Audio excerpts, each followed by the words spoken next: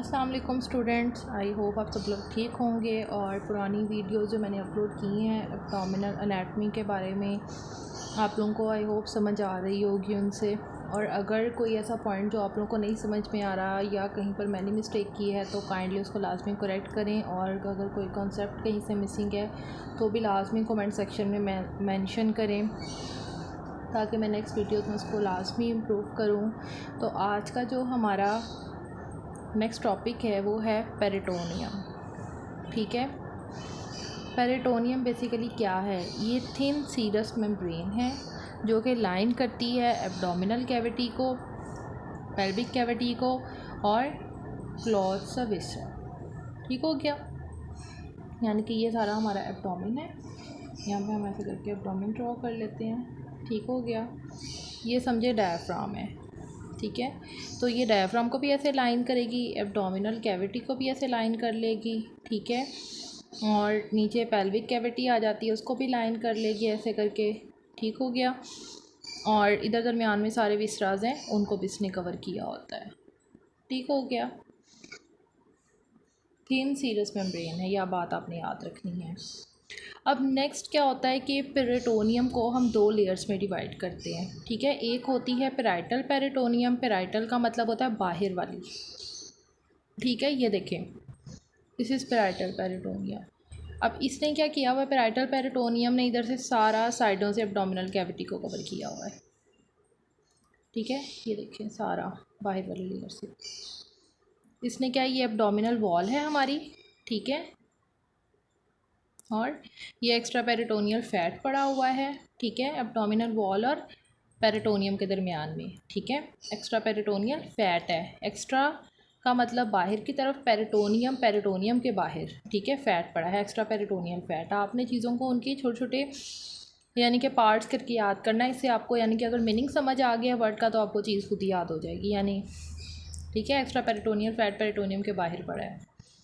तो ये हमने क्या पढ़ी, पेराइटल पेरिटोनियम सारी, जिसने एब्डोमिनल कैविटी को ऐसे लाइन किया हुआ है इनर साइड से। ठीक हो गया, दूसरी लेयर होती है इसकी विसरल पेरिटोनियम। ठीक है, जिसको हम लोग विसरल लेयर भी कहते हैं। अब विसरल लेयर क्या है, ये हमने छोटा सा बनाया है स्टमक यहाँ पर। ठीक है, ये हम ना क्रॉस सेक्शनल व्यू इस तरह ऊपर से काट के ले रहे हैं बॉडी का। ठीक है, ये स्टमक है, ये इसके नीचे स्प्लीन पड़ी हुई है स्टमक के बैक साइड पे ही। ये लीवर है, और ये दो किडनीज़ बनाई हैं हम लोगों ने। ये एओर्टा बनाई है, और ये राइट साइड पे हम लोगों ने क्या बनाया है, इन्फीरियर वेना केवा। अब जो विसरल पेरिटोनियम है ना, वो ऐसे विसरास को कवर करेगी। ये देखें, यहाँ से लीवर को कवर करेगी। ठीक है, यहाँ से इनक्लोज हो जाएगी। फिर यहाँ से स्टमक हम यहाँ से स्टार्ट करते हैं, ऐसे स्प्लीन को कवर करेगी। यहाँ पर तो पेराइटल पेरिटोनियम ख़त्म हो गई ना, तो यहाँ से विसरल पेरिटोनियम शुरू हो जाती है ऐसे कवर करके। तो इसलिए यहाँ पे एक डबल लेयर फोल्ड बना देती है। ठीक है, यहाँ से इसको इनक्लोज करेगी। ठीक है, स्टमक की सारी इंटीरियर साइड को इनक्लोज करती हुई यहाँ पे ऐसे आके, और इधर से जो यहाँ से पेराइटल लेयर है जो इसके गिर्द है, लीवर के गिर्द, वो भी इधर से आके दोनों आपस में मिल जाएंगी। और यहाँ पर एक स्टमक की बैक साइड पे, ये इंटीरियर साइड है, ये पोस्टीरियर साइड है, स्टमक की बैक साइड पे एक सैक बना देंगी। ठीक हो गया, तो ये सैक जो होता है अब स्टमक की पोस्टीरियर साइड पे पड़ा होता है। तो इस तरह जो पेराइटल पेरिटोनियम थी उसने क्या किया था, सारी एब्डोमिनल वॉल को कवर किया था। ठीक है, और जो विसरल पेरिटोनियम थी उसने क्या किया था कि विसरास को कवर कर लिया है। अब हम लोग पढ़ेंगे कि दोनों लेयर्स का आपस में जो है वो डिफरेंस क्या है। ठीक है,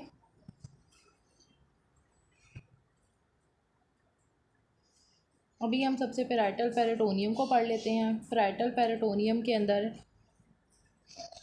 ये बेसिकली डिटेक्ट करती है वेल लोकलाइज्ड पेन को। ठीक है, यानी कि हाथ में, अगर हम एक एग्जांपल लें कि हाथ में किस जगह पे, और यानी कि फर्स्ट फिंगर में, सेकंड फिंगर में, और किस हिस्से में दर्द हो रहा है। ठीक है, यानी उसे वेल लोकलाइज्ड पेन करते हैं, यानी कि हमें उसकी प्रॉपर लोकेशन का पता हो। और ये आउटर लेयर होती है, एब्डोमिन को और पेल्विक कैविटी को कवर करती है। इसकी नर्व सप्लाई क्या होती है, नर्व सप्लाई इसकी सोमैटिक नर्व इसको सप्लाई करती है। ठीक है, और इसकी जो डेवलपमेंट होती है ना वो सोमेटोप्लूरिक मेसोडर्म से होती है। एस से आपने याद रख लेना है, सोमेटिक ही नर्व सप्लाई होती है और सोमेटोप्लूरिक मेसोडर्म से इसकी डेवलपमेंट होती है, जो कि लेटरल प्लेट मेसोडर्म का पार्ट है। ये आपने एम्ब्रियोलॉजी में पढ़ा होगा।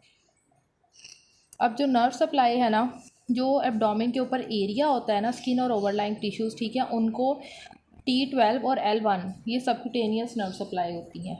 ठीक हो गया, स्किन और ओवरलाइंग मसल्स की। और उसके बाद अब ये हमने बनाई है डायफ्राम।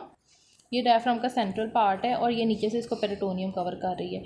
अब जो डायफ्राम के हिस्से में पेरिटोनियम होती है ना, उसका जो लेटरल पार्ट होता है ना, उसको T7 से लेके यानी कि लोअर 6 थोरेसिक नर्व सप्लाई कर रही होती हैं।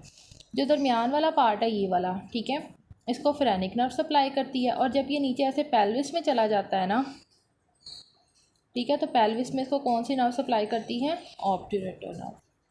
ठीक हो गया। नर्व सप्लाई कौन सी? पैराइटल पेरिटोनियम की सोमैटिक नर्व, उसके ऊपर जो ओवरलाइंग मसल्स और स्किन पड़ी हुई है उसको लोअर 6 थोरेसिक नर्व वो L1 सप्लाई करती है। डायफ्राम वाले एरिया में जो लेटरल साइड की है उसको लोअर 6 थोरेसिक नर्व सप्लाई करेंगी, मिड वाले एरिया को फ्रेनिक नर्व, और पेल्विस में आके ऑब्ट्यूरेटर नर्व सप्लाई करेगी।